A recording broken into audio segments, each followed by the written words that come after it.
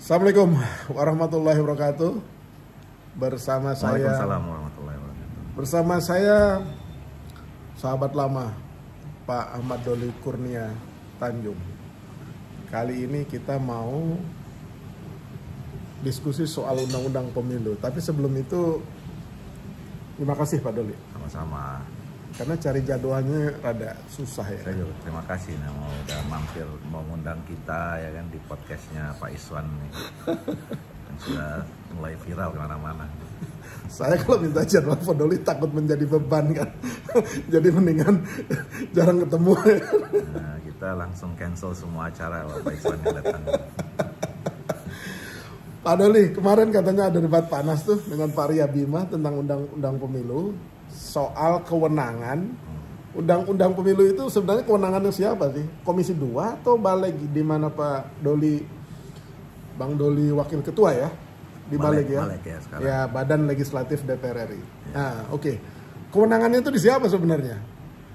Sebenarnya pertama nggak terjadi debat panas juga. Itu kan ya biasalah sekarang kawan-kawan media ini kan kalau ada yang agak berbeda pendapat kemudian disimpulkan sesuatu panas gitu, Konflik. nah, walaupun sebenarnya ya di DPR itu harusnya ya begitu juga, harus ada debat ya, harus ada dialektika gitu, dialog ya, nggak boleh satu suara semua juga kan. Jadi menurut saya sih bagus-bagus saja kemarin itu. Apalagi kemudian akhirnya kan kayak Pak Iswan jadi pengen tahu kan, ada apa nih ya kira-kira.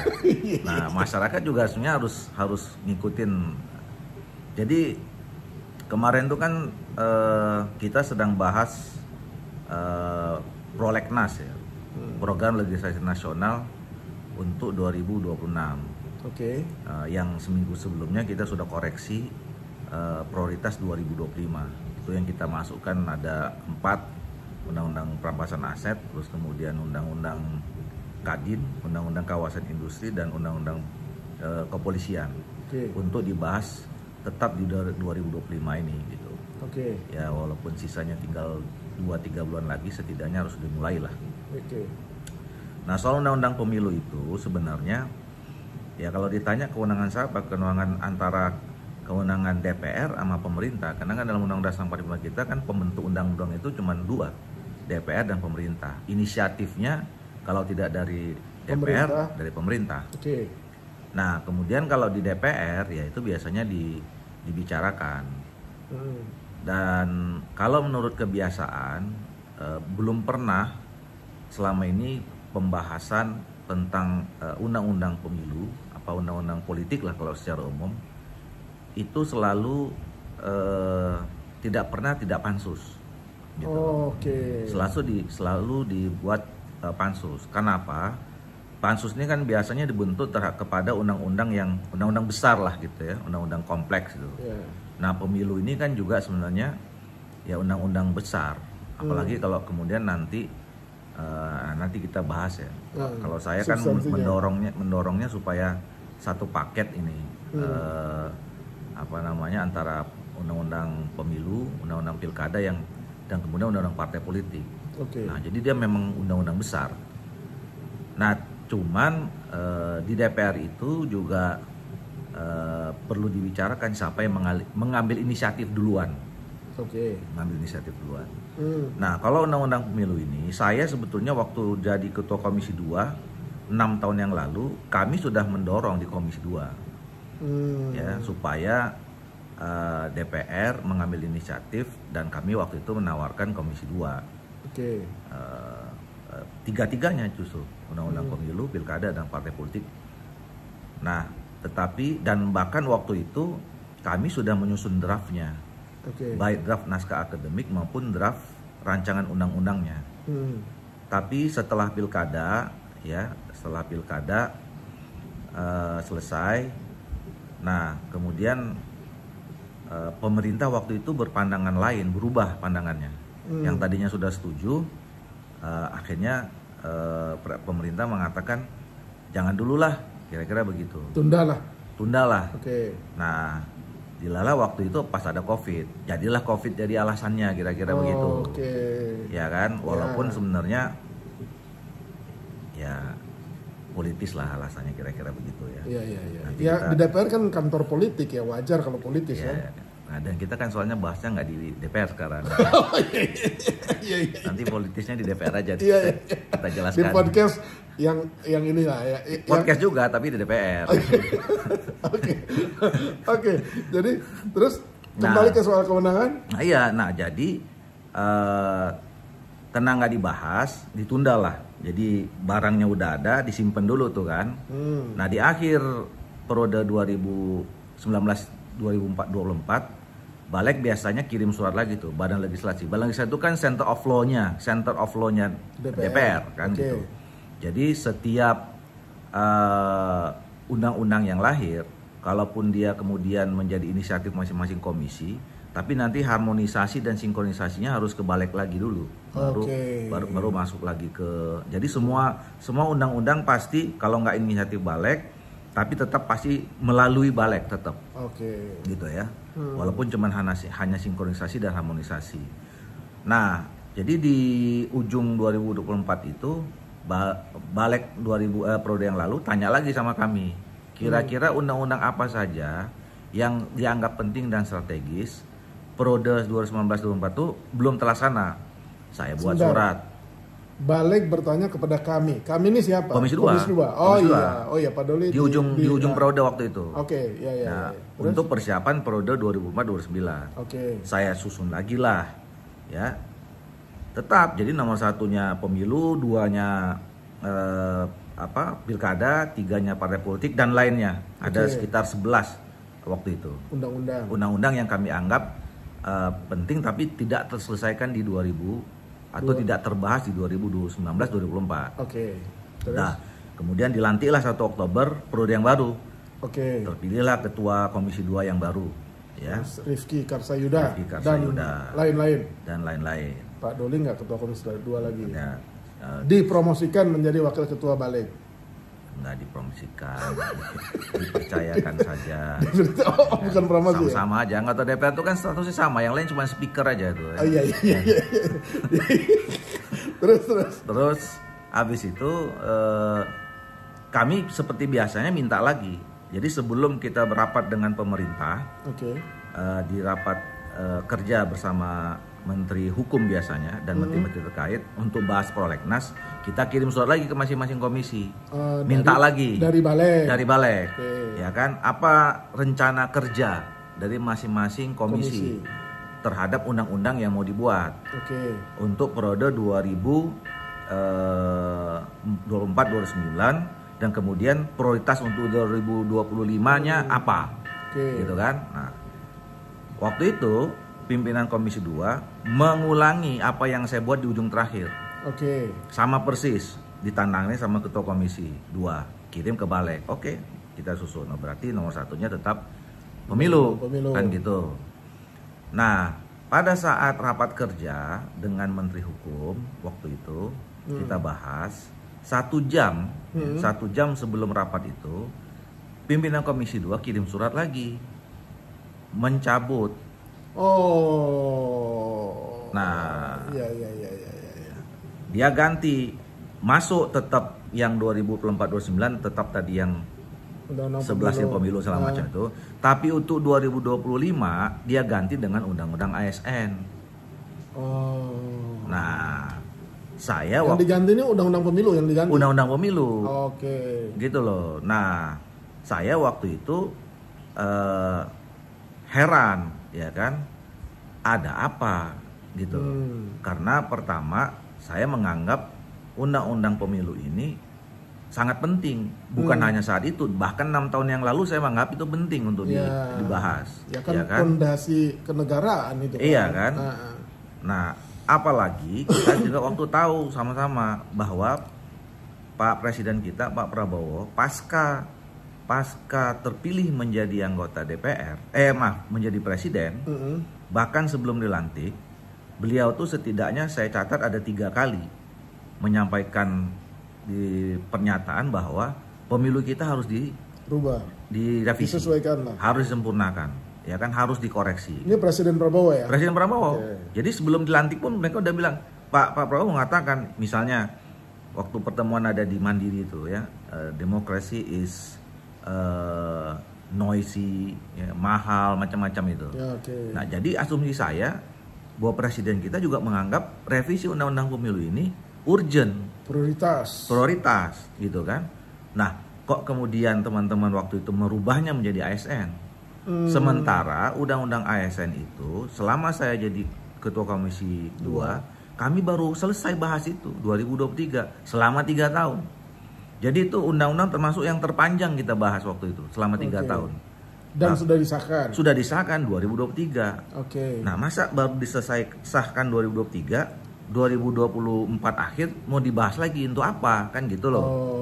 Maka saya waktu itu, karena itu kewenangan masing-masing komisi untuk menetapkan mana satu undang-undang yang prioritas di tahun 2025, ya kita kan nggak berani bantah, ya kan, itu kewenangan mereka.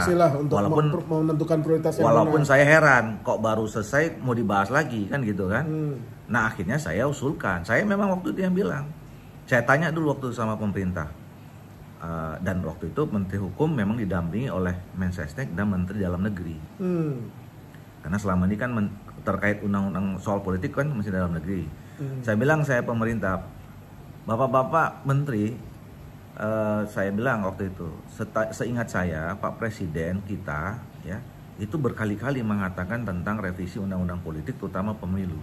Apa pemerintah menganggap ini nggak penting? Kenapa nggak diusulkan? Waktu itu yang jawab Mendagri. Oh iya Pak, penting Pak, betul. Itu harus kita masukkan. Kalau gitu boleh nggak kami usulkan ini masuk jadi inisiatif Balek? Akhirnya disepakati lah semua waktu itu. Di Komisi 2 itu disepakati? Enggak, di rapat pleno RDP, semua antara DPR dengan pemerintah.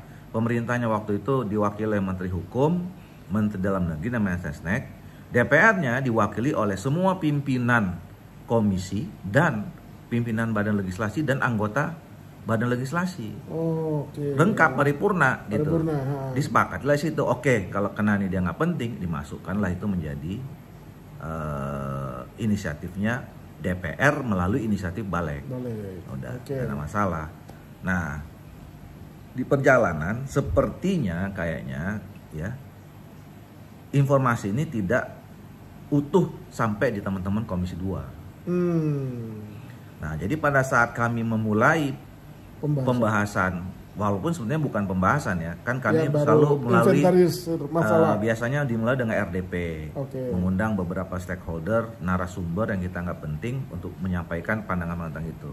Ini Balek ya? Di Balek. Nah, begitu tuh begitu dimulai, teman-teman Komisi 2 protes. Loh, ini kok Balek yang bahas? Kok Balek yang bahas? Kok Balek yang mau mulai lah? Kok Balek yang mau mulai? Gitu loh. Ini barang kami. Iya, barang kami. Dan memang dari awal memang saya yang usul nih Komisi 2 kan gitu loh. Kan dicabut.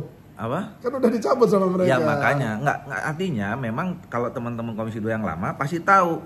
Ya saya kan sampai sekarang juga masih anggota Komisi 2. Gitu loh. Jadi, nah waktu itu sempat rame-rame itu media dalam tanda petik mengadu lah. Balik ya kan? dengan Komisi 2. Saya udah berkali-kali bilang, buat saya tidak ada masalah. Ya, siapa yang mau mengambil ini? Ya, mau Komisi 2 boleh, tapi mereka cabut. Waktu itu jadi prioritas 2025 gitu. Nah, mau dibalik boleh. Nah, selama ini juga yang bahas itu pansus.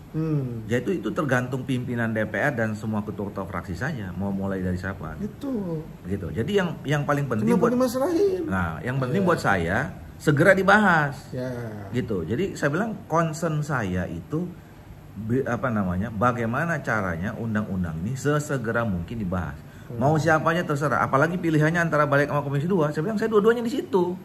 Jadi sebenarnya bukan personal isu. Bukan, gitu loh. Jadi dibahas di Komisi 2 Pak Doli pasti ikut. Pasti ikut. Dibahas di Balek ikut. Ketua ikut. Nah, di pansus ya tergantung fraksinya masing-masing nanti, gitu loh. Iya kan? Nah, jadi waktu itu sempat rame. Nah, sama saudara Arya Bima pernah juga protes sama saya.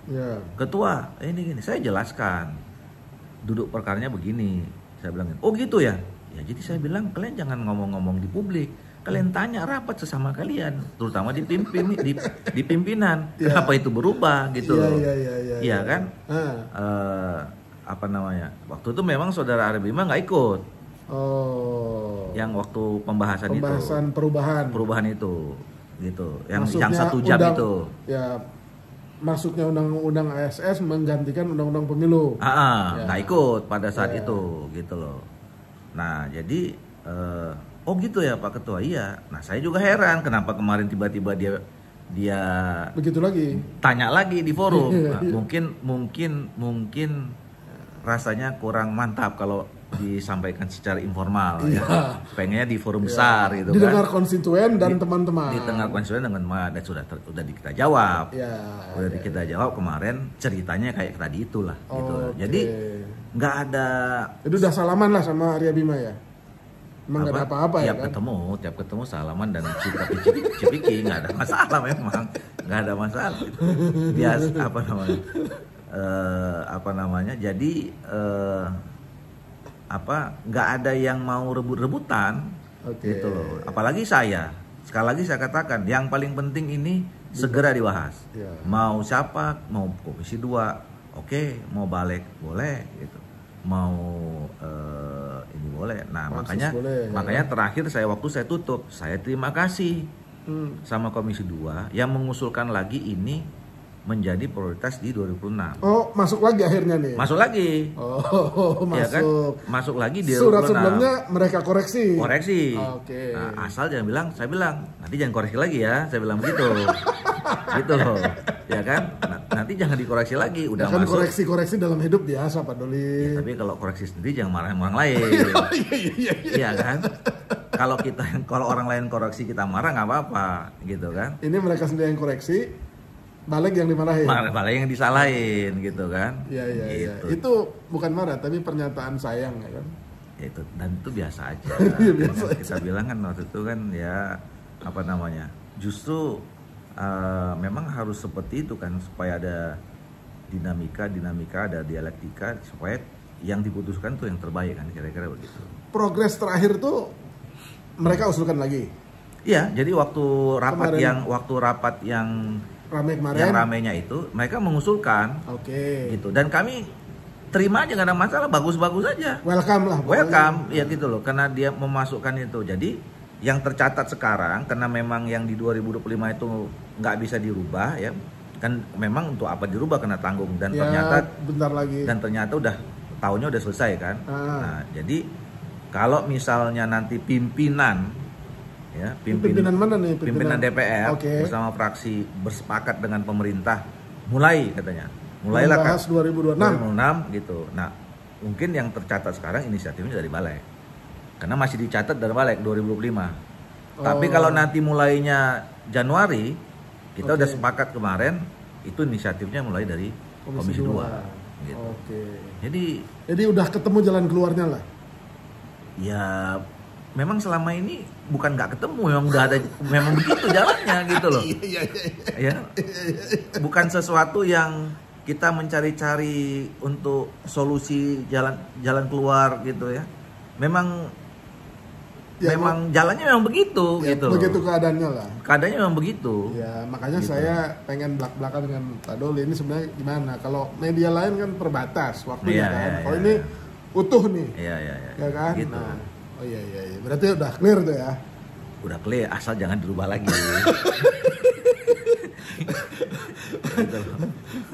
Yang terhormat para pimpinan Komisi 2, tolong jangan berubah-berubah gitu loh. Kata Nur Rizwan Channel, bukan kata Pak Doli loh ya. Oke. Timing yang ideal. Kapan sebenarnya dibahas? Harus dibahas Pak Doli. Kan ini jadwalnya kan begini nih. Ini 2025 udah tinggal 3 bulan. Oktober, November, Desember. Which is ya bisa aja dipercepat pembahasannya kan, bisa. Tapi 2026, kemudian 2026 ke 2029 itu cuma 3 tahun kan. Biasanya tahapan pemilu itu kan panjang. Nah menurut Pak Doli yang sudah malang melintang di Komisi 2 lama ya, timing yang ideal itu sebenarnya kapan? Timing yang ideal itu di awal periode pemerintahan.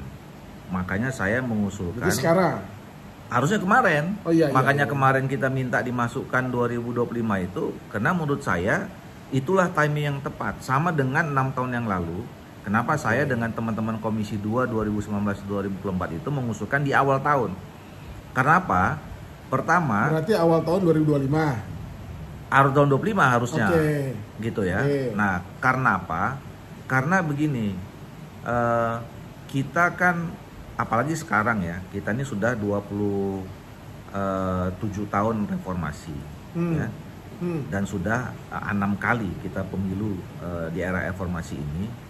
Tentu kita sudah tahu lah, ya, atau bisa mengevaluasi ya, kira-kira kelemahan selama 25-27 tahun ini sistem politik kita, termasuk sistem pemilu itu kayak apa. Nah, jadi kita mau berpikir bagaimana sistem politik, sistem demokrasi termasuk dalam sistem pemilu untuk lebih baik 25-20 tahun yang akan datang. Jadi untuk meneropong 25-20 tahun yang akan itu kan perlu waktu, perlu waktu yang cukup gitu loh. Kan pemilu itu ya 99, 2004, 2009, 2014, 2019, 2024. Ya 6 kali, 6 pemilu. Udah cukup lah trial and error-nya ya. Udah cukup. Nah, masa nggak mampu menghasilkan undang-undang pemilu yang ideal, yang mendekati ideal lah. Gitu. Makanya kita perlu waktu yang cukup ya untuk mendiskusikannya secara terbuka, ya, ada meaningful participation, kita melibatkan berbagai stakeholder gitu. Jadi, nah, dan itu yang paling ideal itu di awal karena kita waktu cukup. Nah, yang kedua, memang lebih bagus di awal periode dibandingkan dekat mau jelang-jelang akhir atau menjelang pemilu. Kenapa? Pasti nanti tarikan kepentingannya lebih besar. Aspirasinya beda-beda lah. Ya kan, pasti di sana kan udah masing-masing partai politik sudah punya persiapan. Ya kan, walaupun persiapan pemenangan itu pasti tidak pernah berhenti ya, bukan hanya sekedar menjelang pemilu, tapi paling tidak intensitas berpikir untuk jernih itu lebih dan objektif itu lebih lapang lah ya. Di awal periode dibandingkan dengan nanti pada saat mau dekat pemilu kita udah mikirin gimana caranya menang aja nih.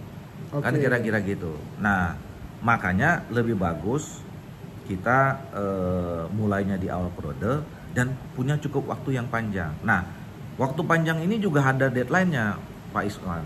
Kenapa? Dalam undang-undang yang sekarang berlaku ya,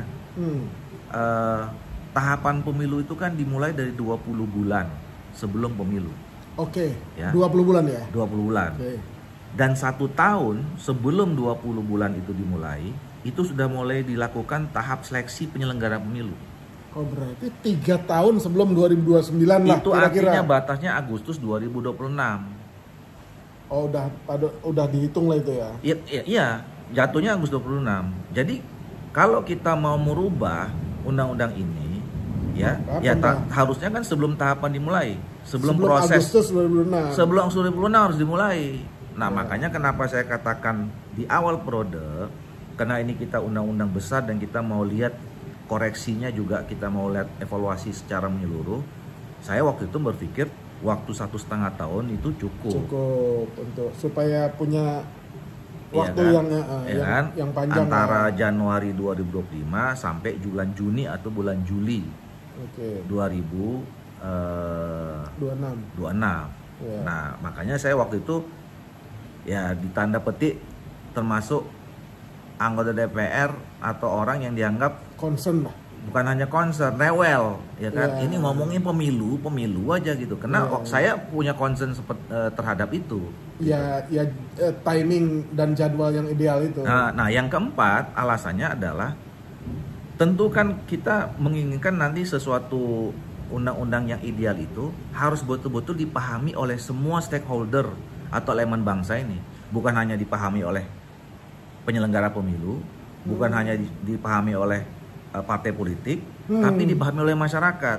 Nah, kalau kita punya waktu 3 tahun menjelang pemilu untuk sosialisasi, itu akan lebih ideal bisa dipahami oleh masyarakat gitu loh. Jangan kayak kemarin-kemarin kan tinggal buru-buru berapa bulan ya masyarakatnya nggak peduli mereka.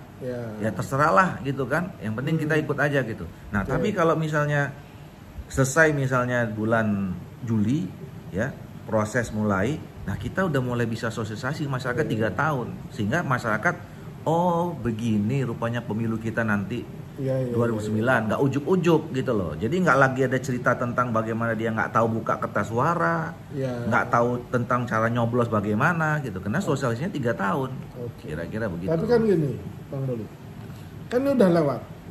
Apa yang menjadi hal yang ideal menurut Bang Doli? Kan udah lewat nih. Kan maunya Januari 2025. Kan udah lewat sekarang. Nah, sekarang kan udah mulai di September 2025. Nah, apakah menurut Bang Doli harus sesegera mungkin ataukah oke lah, tapi jangan lewat dari Januari 2026 ya mulai gitu kan? Kalau saya Bang Doli kan gitu kan? Begitu. Ya sekarang ya sudahlah karena memang konsensus atau kesepakatan politiknya belum terjadi. Ini kan karena memang belum ada kesepahaman dan konsensus politik di elit politik, ya, terutama partai-partai politik gitu. Ya udah kita sudah buang waktu nih sama kira-kira sudah 10 bulan setahun lah gitu. Nah artinya kita masih punya waktu 7-8 bulan. Ya oke lah menurut saya kalau 7-8 bulan. Tapi kalau nanti lewat lagi ya kita sama aja mengulangi yang kemarin-kemarin.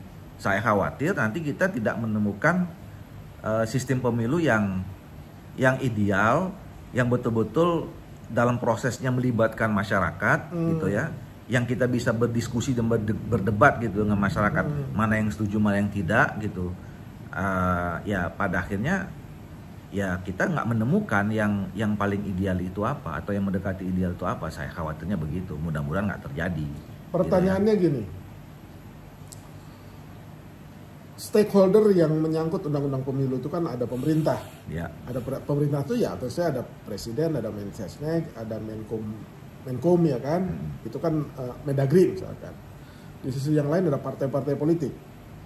Ya, elit politik, ketua umum partai lah. Ketua itu nanti ada fraksi, kemudian ada Komisi 2 dan DPR ya. Pertanyaannya, kenapa sulit banget menentukan jadwal itu? Atau memang sengaja ditunda-tunda supaya nggak menarik 2029 itu ke lebih awal gitu loh? Karena kan sensitif tuh biasanya undang-undang pemilu itu kan rame gitu loh. Jadi kenapa sulit banget nentuin jadwal?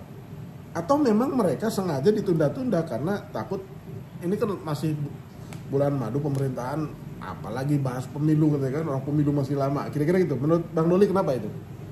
Ya ada yang mengatakan begitu, ya kan, nanti dikhawatirkan kalau kita bahas lebih awal, nanti tentu kan pasti ada pandangan-pandangan yang berbeda kan. Intinya sebenarnya ini kan partai politik, Pak Iswan. Kalau artinya siapa aktor utama yang paling penting dan strategis di dalam menentukan undang-undang ini atau semua undang-undang sebetulnya, ya kan? Itu secara khusus ya partai politik.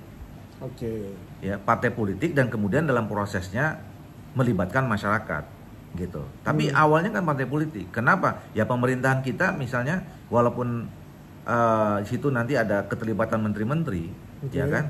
Tapi kan kepala pemerintahnya presiden. Presiden ini kan juga berasal dari partai politik. Bahkan sekarang ketua umum partai politik, gitu loh. Nah di DPR, jadi kan gitu, pembuat undang-undang itu kan pemerintah dan DPR. Nah tadi pemerintah kayak gitu seperti saya kata. DPR isinya partai politik semua. Nah jadi sebenarnya ini kita tinggal tunggu ya Pak Prabowo presiden untuk duduk bersama dengan pimpinan partai politik, ya, dengan pernyataan-pernyataan yang beliau sampaikan selama ini bahwa kita perlu mengoreksi demokrasi kita yang mahal, yang noisy, kemudian yang melelahkan segala macam gitu. Nah, ayo nih kapan nih? Saya udah ngomong nih 3 kali, 4 kali gitu ya. Ayo dong kita duduk, gimana? Kapan kita mulai?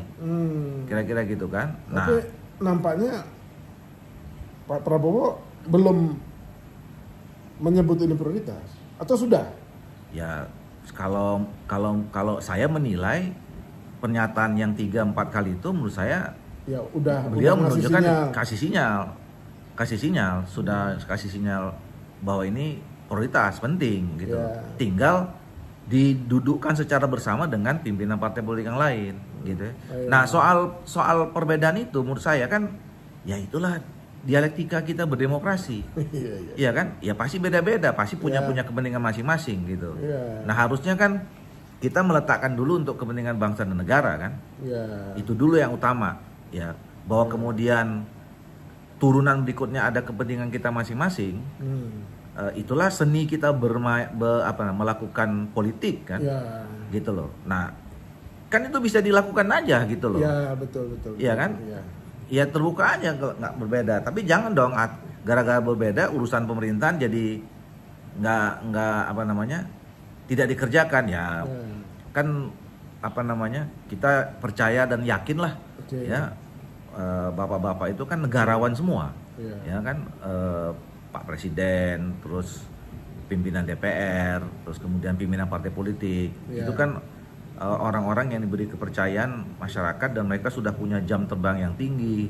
Jadi tingkat kenegarawanan juga saya kira sudah mumpuni lah, kira-kira kan begitu. Artinya dalam pandangan Bang Doli yang amat sangat menentukan soal timing apalagi substansi itu partai politik ya. Saya sepakati ya? Partai politik.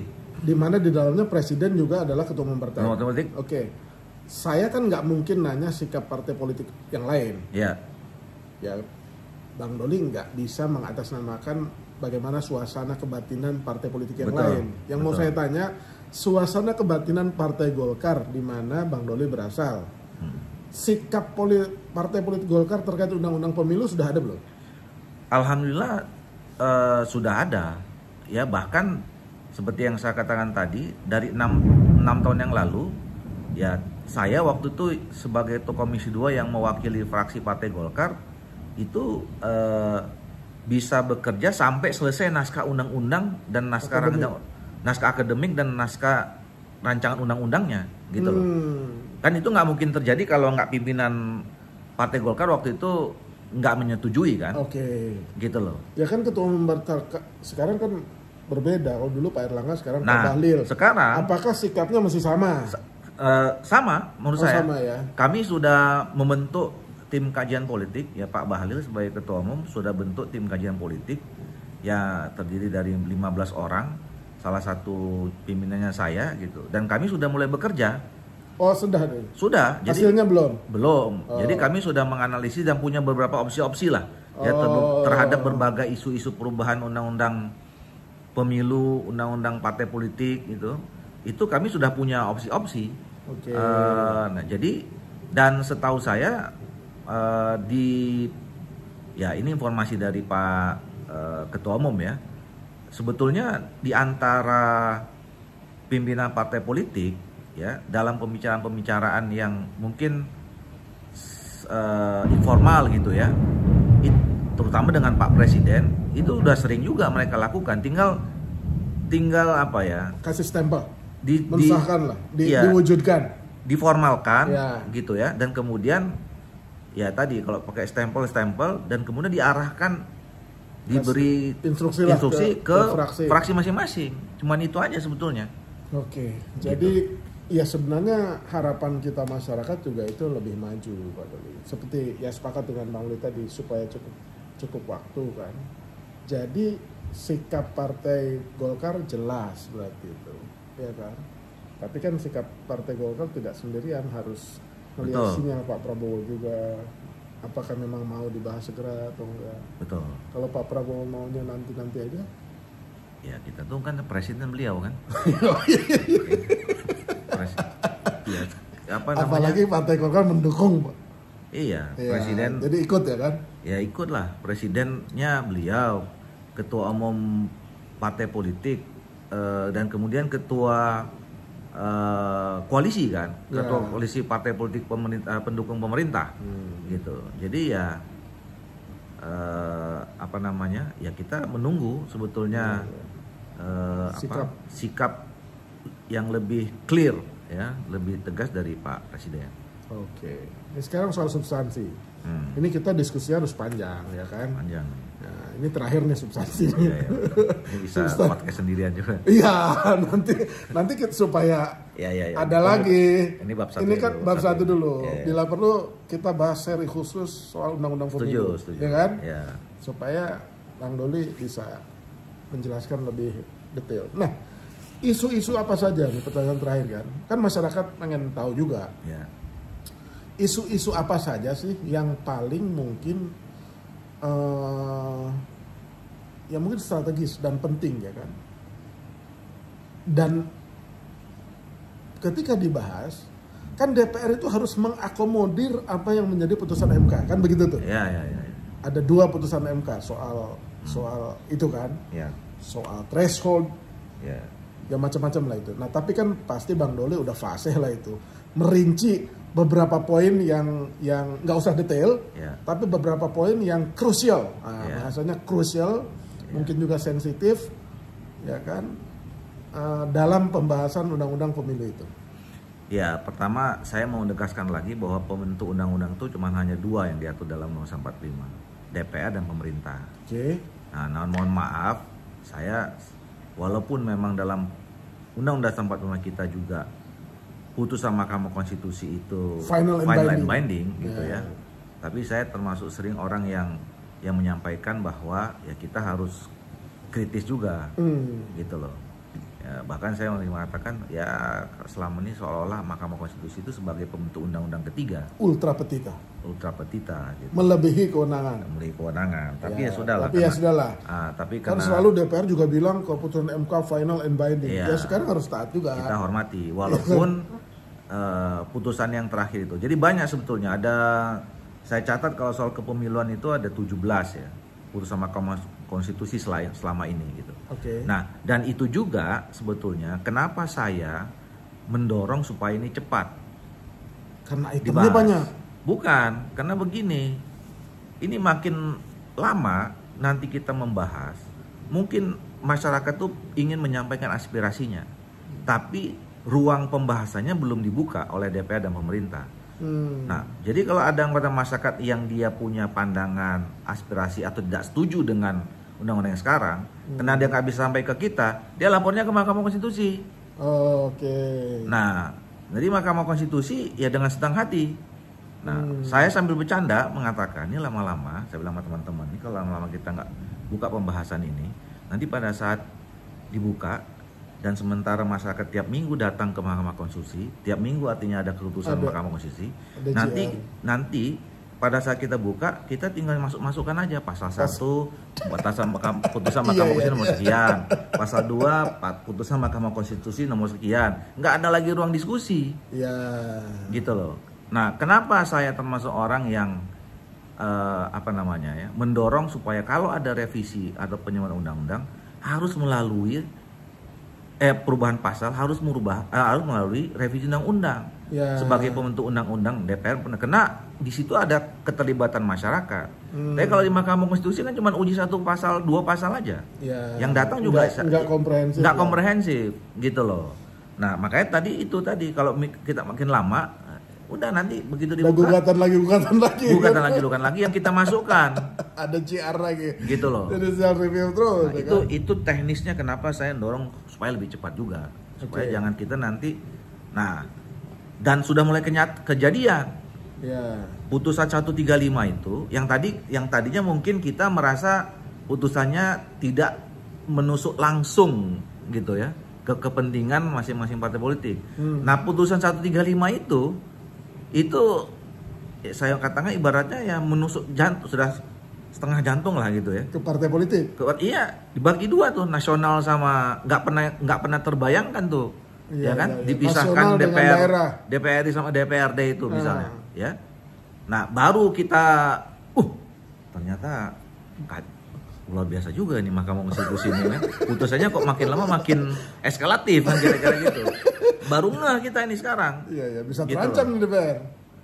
Terancam sih enggak, maksudnya cuman lebih berat aja kerjanya kan begitu, katanya begitu. Iya enggak, tapi akhirnya kita membiarkan. Ya, kalau saya kan lihat putusan itu ada putusan yang bertentangan dengan norma-norma di dalam Undang-Undang 45 juga. Nah ini gimana nih gitu kan, jadi kita serba salah. Kalau kita ikutin yang katanya final and binding itu juga ya, tapi bertentangan dengan Undang-Undang 45, kita posisinya gimana coba? Masa kita melaksanakan satu kebijakan yang melanggar Undang-Undang 45 gitu loh. Sementara putusannya juga sesuai dengan Undang-Undang 45 juga. Nah, kan jadi ini jadi diskusi hukum yang menarik sebenarnya. Makanya saya ambil SH lagi, Pak. Gimana, Bang? Gua mau ikut juga nih. Nanti setelah ini kita diskusikan. Jadi, Bang Doli, pertama yang sensitif, pemisahan berarti kan? Nah, jadi nih kembali ke yang tadi, isu-isu apa aja? Itu kan tadi soal itu. Saya selalu menyampaikan ada 10 isu sebetulnya yang penting. 10 ya? 10. Oke, apa aja itu? 5 isu itu 5 isu klasik sebetulnya. Disebut saya sering 5 isu klasik. 5-nya itu ada undang-undang 5 isu kontemporer. Yang klasik itu kenapa saya sebut klasik? Setiap ada revisi undang-undang pemilu tapi selalu isu ini pasti muncul. Pertama soal sistem pemilunya. Nah, ini proporsional atau saya ini enggak perlu detail. Judul-judulnya aja ya. Nanti judulnya kita diskusi lagi. Kita khusus. Satu soal sistem pemilunya. Kita punya pilihan dulu waktu zaman-zaman lalu sistem proporsional tertutup. Terakhir kita melaksanakan sistem proporsional dengan daftar terbuka. Gitu ya. Nah, saya dan beberapa teman-teman ini punya alternatif ya. Sistem campuran. Nah, itu isu satu. Isu satu. Isu kedua dan ketiga threshold. Parliamentary threshold, presidential threshold dengan parliamentary threshold. Walaupun presidential threshold itu sudah diputuskan Mahkamah Konstitusi, tidak lagi ada ambang batas untuk pencalonan presiden. Tapi concern saya adalah bagaimana kita mengatur ya supaya ya pencalonan presiden itu ya ada rekayasa konstitusional. Ada konstitusional yang kan putusan itu juga dijelaskan tuh ya. Intinya adalah tidak boleh calon tunggal, tapi juga tidak boleh terlalu banyak calonnya. Nah, itu kan harus direkayasa. Gimana itu? 2. 3 tuh. Kan yang ketiga parliamentary threshold. Parliamentary threshold. Nah, putusan Mahkamah Konstitusi juga mengatakan harus dirumuskan ulang. Ya kira-kira implisitnya nggak boleh 4%. Tapi boleh 3,9. Boleh 3,9. 3,99. Partai besar maunya kan 3,99 aja. 3,99. Kan? Dan saya mendorong supaya juga berlaku di semua tingkatan, jangan RI aja, tapi provinsi dan kabupaten kota juga. Itu nggak bisa begitu, nanti partai-partai lemah nggak bisa masuk ke DPRD. Jangan dibahas. Yang keempat. Yang keempat adalah district magnitude. District magnitude ini adalah besaran kursi per dapil. Selama ini kita terlalu lebar. Sehingga kalau ada kritik misalnya, kan sekarang banyak yang mengatakan ya dengan kejadian Agustus kemarin ya orang mengatakan ya ini kesimpulan masyarakat, kritik masyarakat terhadap kami lah ya. Katanya DPR nggak sensitif sama masyarakat. Apa hubungannya, kan distinct magnitude judulnya? Iya. Itu kan soal jumlah kursi di setiap dapil. Kan? Iya, jadi artinya kalau makin besar makin sulit masyarakat mencari tahu siapa sebetulnya calon-calon wakilnya ini. Berarti mengarah ke distrik dong. Distrik bukan juga. Jadi tapi disempitkan. Berarti jumlah dapilnya lebih luas, lebih banyak. Konsekuensinya begitu. Ya, tapi misalnya jadi gini. Saya di dapil saya ini ada 10 orang, Sumut 3. 10 kan. Kemarin calon partai 180. Kan kira-kira logikanya kalau kita sempitkan misalnya menjadi berapa? 7 misalnya. Ya. Kan lebih mudah masyarakat mengenal mencari 10 orang dari 70 orang. Ya. Dibandingkan bukan. Oh iya. Iya. Mencari 7 orang dari 70 orang dibanding bukan gitu. Cari angka yang gampang aja, 5 lah misalnya. 5 sama 10 ya. Masyarakat akan lebih mudah mencari 5 kali 18, mencari 5 dari 5 kali 18 dibandingkan mencari 10 kali 10 18. Gitu loh, ya kan? Itu yang nomor 4. Nomor 5 itu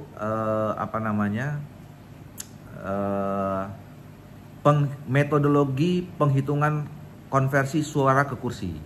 Dan sekarang kan begitu, kursi pertama bagi 1, kursi kedua bagi 3, 135 gitu. Nah ini nanti berkaitan dengan soal sisa suara macam-macam. Ini 5 klasik. 5 klasik. 5 lagi yang pertama keserentakan. Nah, itu ya. Nah makanya saya memaknai. Ya itu yang sekarang makanya kalau ini sebetulnya saya memaknai putusan 135 itu adalah perintah yang harus kita tangkap itu adalah bahwa kita harus mengatur keserentakan. Kita punya 3 jenis pemilu, pilpres, pileg, dan pilkada, ya kan? Ya yang pasti hasil MK kan udah keserentakan itu udah final tuh, nasional dengan daerah ya, pisah kan? Emang mau dirubah lagi? Kalau saya nggak cocok. Oke, keserentakan. Nanti cocoknya kayak gimana? Kita diskusi khusus soal itu. Keserentakan. Terus yang kedua adalah selama ini pemilu kita ini mahal. Yang membuat mahal itu bukan soal biaya penyelenggaraannya, tapi biaya-biaya yang lainnya ini. Ya, karena banyak terjadi penyakit yang saya sebut sebagai moral hazard pemilu. Political transactional, money politics, vote buying gitu. Nah, di dalam undang-undang kita termasuk yang sekarang para penyelenggara ya. Siapa aja, pokoknya siapa yang terlibat lah. Siapa yang terlibat. Itu masih minim mengatur tentang soal bagaimana kita menghilangkan atau menghapus penyakit ini dan sanksi-sanksinya. Gitu. Sebenarnya ada, cuman nggak ditegakkan aja kan? Ada pun masih sangat minim, Pak Iswan. Masih samar-samar lah, nggak tegas gitu. Pelanggaran pemilu itu apa dan segala macam. 7. Yang ke-8 itu adalah penggunaan, pemanfaatan, perkembangan teknologi. Nah, dalam undang-undang kita itu sebetulnya nggak diperkenalkan, nggak dicantumkan bahwa kita harus menggunakan sistem elektronisasi. Ya, nah tadi tinggal, selama ini kan kita jadi ribut tuh si rekap itu. Ya ribut kenapa? Karena dia dibuat sebagai alat bantu. Kenapa alat bantu? Karena memang nggak ada di undang-undangnya. Gitu loh. Nah jadi, kalau e-voting lah. E-election sebetulnya. E-election itu ada 3 jenisnya setidaknya. Ada e-voting, e-counting, ada e-recap. Nah, selama ini kita pakai yang e-recap itu yang disebut si-rekap. Terus? Yang keempat, nah ini soal institusi penyelenggaraan pemilu dan penyelesaian sengketa. Bagaimana kita mau mencari format kelembagaan penyelenggaraan pemilu yang ideal kayak apa? KPU, ya kan? Siapa itu KPU itu? Apa yang kayak sekarang? Bagaimana kita mengisi KPU menjadi penyelenggara pemilu yang betul-betul punya integritas, independen, kredibel, bagus-bagus lah gitu. Jadi mulai dari KPU, Bawaslu, DKPP. Nah, termasuk penyelesaian sengketa pemilu. Kan selama ini kita titipkan ke bapak-bapak dan ibu yang mulia di MK. Kalau saya kurang setuju itu. Karena kan bapak ibu itu adalah manusia-manusia yang mulia, yang dipercayakan oleh masyarakat rakyat Indonesia untuk menguji sebuah undang-undang dengan konstitusi. Itulah kemuliaan mereka itu. Masa dikasih tugas untuk ngitung suara gitu. Dan ya kan? Dan apa ya? Setuju dalam tanda petik membuat mereka itu jadi apa ya? Ya hilang kemuliaannya menurut saya. Betul. Apalagi ya mohon maaf, kalau yang terkena masalah hukum selama ini kan gara-gara soal sengketa pilkada. Bukan karena gara-gara uji undang-undang gitu. Beberapa hakim konstitusi kan dikirim ke pesantren dalam tanda petik kan, gara-gara sengketa makanya pilkada lah apa segala macam kan. Jadi saya mengusulkan ya Indonesia ini sebenarnya sudah harus punya lembaga peradilan khusus pemilu saja. Gitu, supaya jadi sengketa soal pemilu, soal pilkada, macam-macam itu diselesaikan di lembaga peradilan itu. Poin terakhir. Yang terakhir soal pilkada. Nah, ini. Kenapa pilkada? Langsung atau tidak langsung. Jadi ada putusan Mahkamah Konstitusi yang mengatakan bahwa rezim pilkada itu adalah masuk rezim pemilu. Jadi kenapa saya memasukkan ke bagian dari koreksi atau revisi undang-undang pemilu, karena nanti harusnya idealnya kita cuma hanya punya satu undang-undang pemilu. Oke. Satu undang-undang pemilu ya isinya pilpres, pileg, dan pilkada. Nah, isu pilkada ini kan soal langsung atau tidak langsung. Ya langsung kan? lah bro. Kembali kan. Kalau tidak langsung itu anti demokrasi. Ya, tadi kita diskusi. Ya, jangan sampai Golkar dan Pak Doli itu ikut arus tidak langsung dong. Ya, nanti saya jelasan berikutnya menjelaskan standing position saya. Kan nanti kita diskusi panjang lagi nih. Pokoknya ya, Pak Doli sebulan sekali harus muncul di Nurison Channel. Cocok ya? Cocok. Gitu. Nah, terakhir. Nah, jadi nanti kita juga akan sampai pada bicara bagaimana menyelesaikan undang-undang ini. Ya. Jadi dalam Undang-Undang Nomor 59 Tahun 2024 tentang RPJMP, ya. Jadi di situ diamanahkan bahwa memang kita harus melakukan revisi Undang-Undang Pemilu, Pilkada, dan Partai Politik dalam metodologi kodifikasi. Nah, ini untuk menjawab kita mau pakai Omnibus Law atau satu-satu atau kodifikasi. Nah, saya waktu itu ngatanya satu paket. Omni. Yang satu paketnya itu adalah pemilu, pilkada, dan omnibus partai politik. Oke. Nah, dan memang rupanya udah ditegaskan dalam Undang-Undang 59 metodologinya harus kodifikasi. Oke. Nah, kalau omnibus law, kalau mau di omnibus law kan ya, mungkin jumlah ininya lebih tambah lagi, lebih banyak lagi, karena bisa jadi gabung antara kalau yang tadi 3 itu kan nama, kalau dalam teori teori ilmu politik itu kan masuk dalam sistem representasi namanya.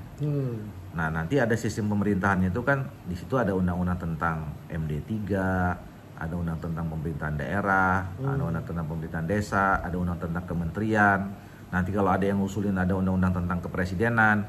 Nah, itu klaster sistem pemerintahan. Nah, kalau mau digabung, kalau mau jadi omnibus law, nah itu bisa digabung semua. Tapi kalau kodifikasi sesuai dengan perintah Undang-Undang 59 2024, 3 saja. Pemilu, pilkada yang memang juga harus jadi satu, dan partai politik. Oke. Itu Pak Iswan. Pak Doli, Bang Ahmad Doli Kurnia, terima kasih. Sama-sama Pak Iswan. Nanti harus jadi tamu rutin nih, saya mau membedah ini. Itu bisa 10 kali dong kalau gitu nih. Iyalah. Ya kan gratis saya kasih forumnya sama Pak Doli kan. Pastinya saya kasih honor narasumber ya kan. Tapi ini bagian dari kita yang gratis nih. Iya. Ini bagian dari sedekah Pak Doli terhadap Nurison Channel. Amin. Ya kan? Insyaallah. Dicatat sama malaikat. Iya, insyaallah. Sama-sama Terima kasih Bang Doli. Sama-sama. Terima kasih Pak Iswan. Terima kasih. Jangan lupa tagline Nurison Channel itu menjernihkan pikiran dan menebar kebaikan. Amin, luar biasa. Assalamualaikum warahmatullahi wabarakatuh. Waalaikumsalam warahmatullahi wabarakatuh.